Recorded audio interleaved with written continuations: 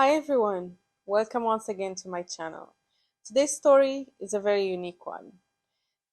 The victim of this story was able to solve the crime, identify the location of the five criminals using her heartbeats. She's a very smart person, and you will find out more as you listen to the entire story.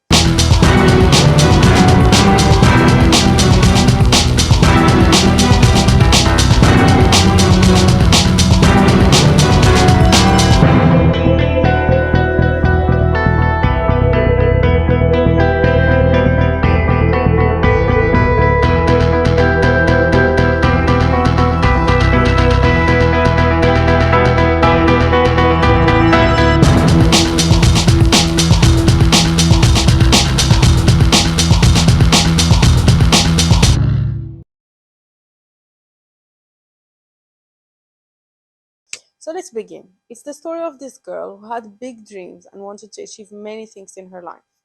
Her main dream was to become a pharmacist, open a pharmacy in the country or in the city where she comes from. Once she passed her high school degree, she got a very good grade and she was one of the selected candidates to join this huge university of medicine. That's where her career has started. She joined this huge university, which is located 5 hours away from where she comes from. As the years were passing by, things were going well. She got used to the new city. She started um, building her own career. One day, as she was heading back home, it was 6 p.m. in the evening. It was starting to get dark. A car stops by. Two men grabbed her, put her inside the car, and drove away. The lady was in shock. She was screaming, asking them and begging them to just let her go, and they were completely refusing what she was asking for. To the point that one of the guys slapped her very hard until she could not speak. That was the first time she was beaten by someone. As they continued driving, she knew that these people would not let her go, and she decided to pay attention to where they are headed to. They drove for approximately an hour. As soon as they started entering this small village, one of the guy told his friend to put the blindfold on her eyes so she wouldn't be able to identify where they are taking her. They were driving in the highway, so the road was fine. When they entered the village and they closed her eyes, she understood that they were driving off road. So there were many bumps, and that's when she knew she wouldn't be able to remember where they have taken her. So for that reason, she started to count her heartbeats until they arrived to the location. The total count of the heartbeats was 526, and she memorized this number. When they entered the location, she could tell that they're trying to open a door that's made of heavy steel. They drove further and then the car stops. As the car stops, they pull her out of the car, push her inside the house, and lock her inside the room. I apologize for the cruelty of what I'm about to say, but I would like to share all the details. There were five guys. They put her inside the room.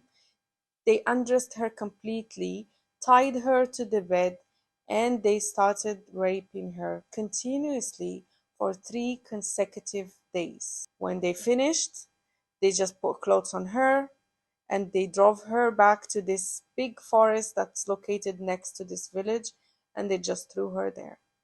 The lady was devastated. She couldn't walk and she was so scared. She couldn't call her parents because she knew it would be hard for them to understand what happened to her.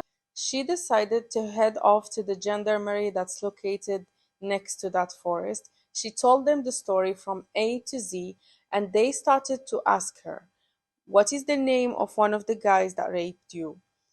Where is this house where they have taken you? Do you recognize anything in the area where they have taken you?" and she had no answer to all of their questions. And they sadly told her, "We can only open a report or open a case if you're able to give us small hints to be able to help you." She felt really sad hearing that from them. And guys, I want to mention that this was back in the days, so they didn't really have cameras installed outside to see areas and locations. So it was very difficult for them to even go search for these five guys. She thought of going to this lawyer that she knows, and she told him the whole story. He said to her the same thing. He also told her, "I won't be able to help you unless you give me some hints so that we can start this case." She left from the lawyer's office feeling extremely lost and confused. She promised herself that she will do whatever it takes to take revenge from the five guys who destroyed her life. She went back home, she locked herself in the room for 2 days thinking, what can she do to get hold of all of them? And then she decided to start the revenge journey.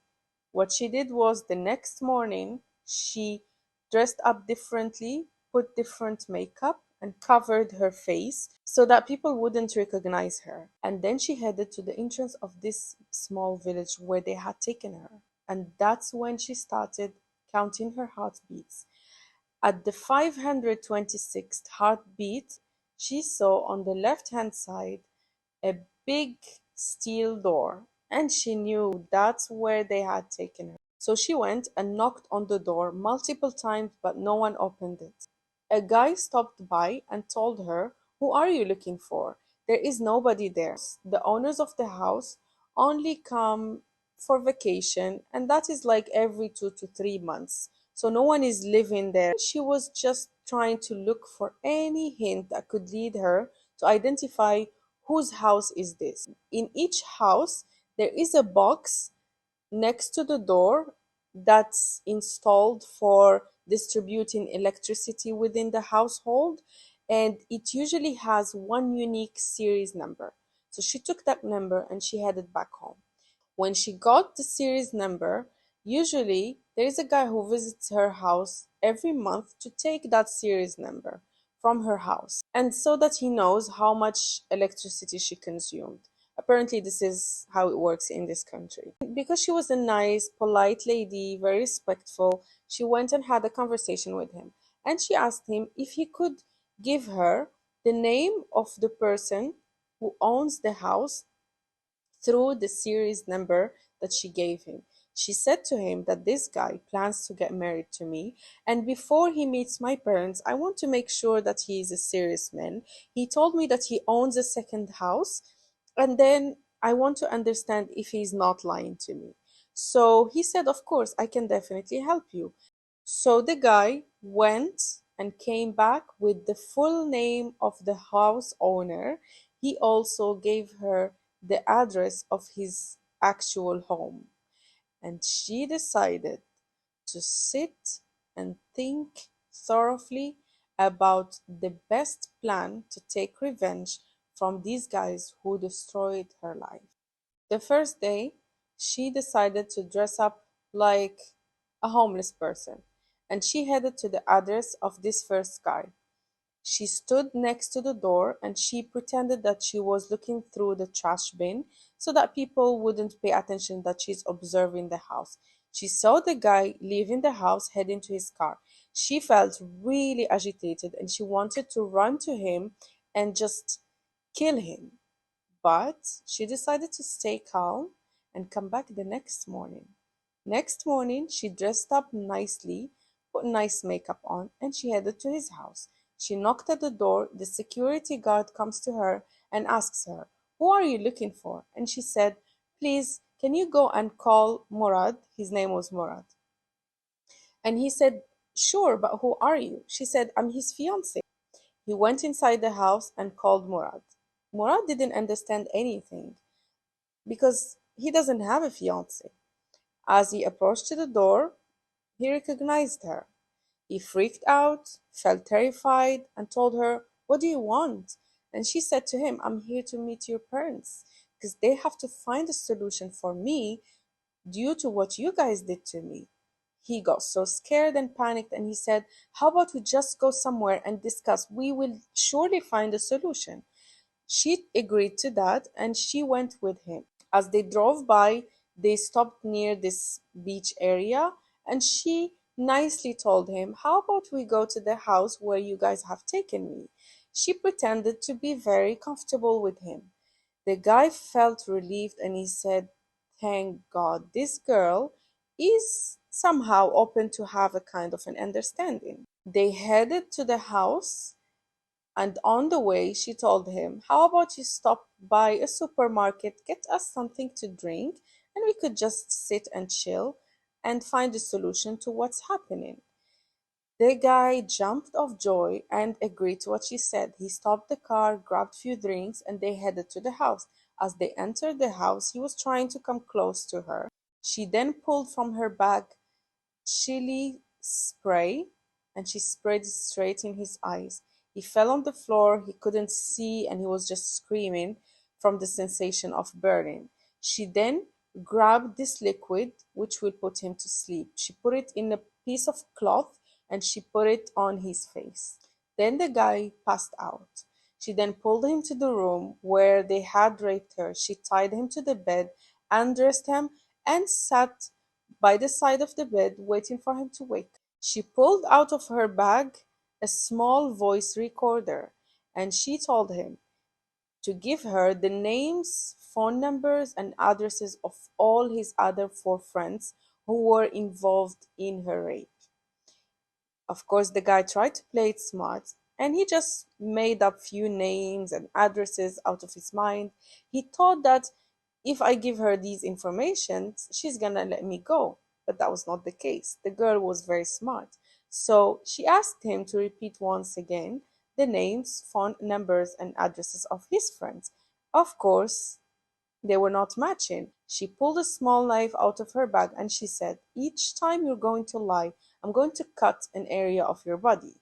That way, you're gonna have to tell me the truth.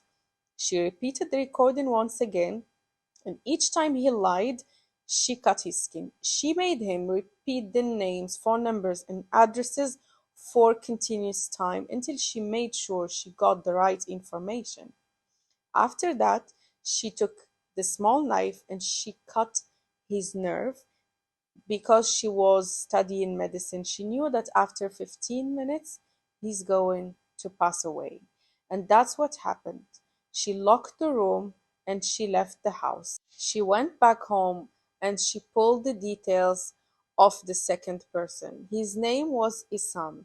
This guy had a big body, so he was very strong, and that would be difficult for her. So she knew that she needs to find a way to drop him dead to the floor because she's not going to be able to fight him. So she headed to his home address and she started watching him from far away. She continued to watch him for 3 consecutive days to understand his routine. She understood that every day in the evening he goes to this cafe and orders the same drink. She went back home and she started to prepare herself for the next day. She made herself a promise that tomorrow is going to be the last day of Isam's life. So the next morning, she put really heavy makeup on her face. She changed the way she dresses up so that Isam wouldn't be able to recognize her, and she headed to the cafe. She was just observing from far away the moment where the guy will come and sit. Once he orders his drink and once his drink is on the table, that's when she will enter the cafe. Exactly. Isam came, sat on the table, ordered his favorite drink, and she headed to the cafe. She pretended that she was a salesperson selling some cosmetic products. She went to him and she started to present her products to him. She pretended that she dropped one of her bags. So as the guy leans down to grab the bag to give it to the lady, she drops this poison in a form of powder in his glass.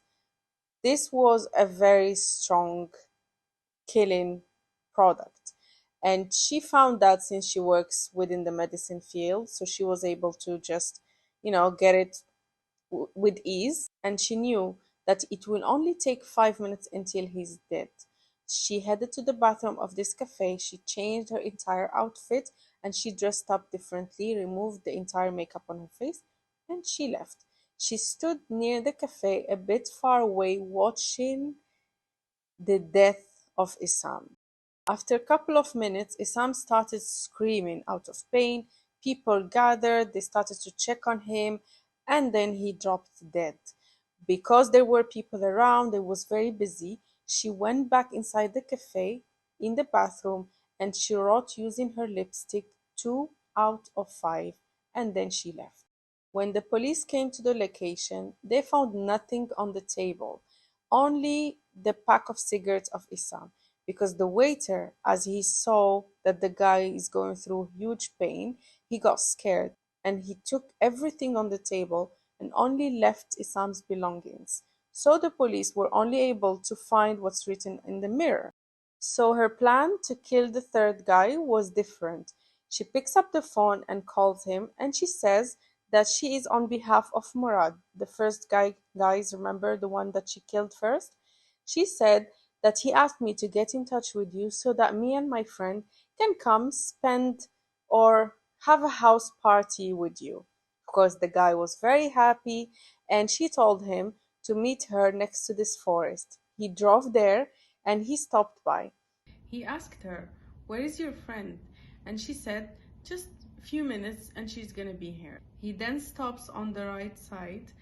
There was a tree where she had hid few things that she will use to take revenge. She got off the car and she said, "I'm just not feeling it well.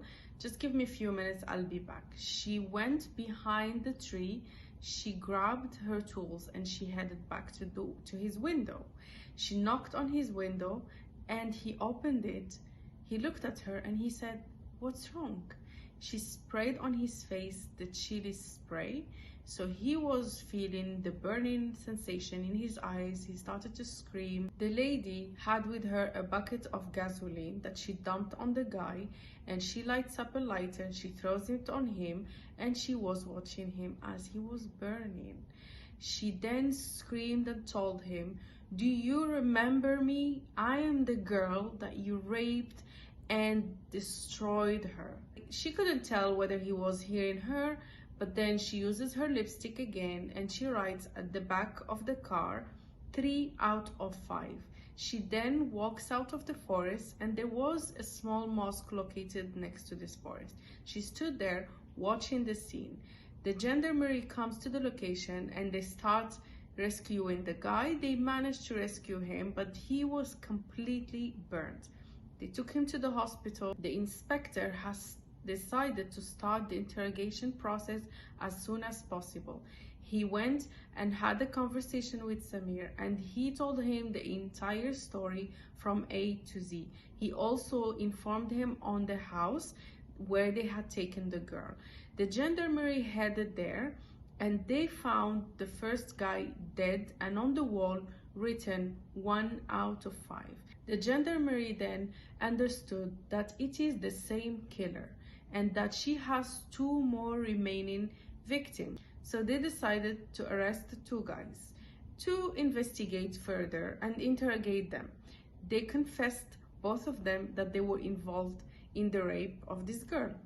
So after a month, 2 months time, nothing happened. Radio silent.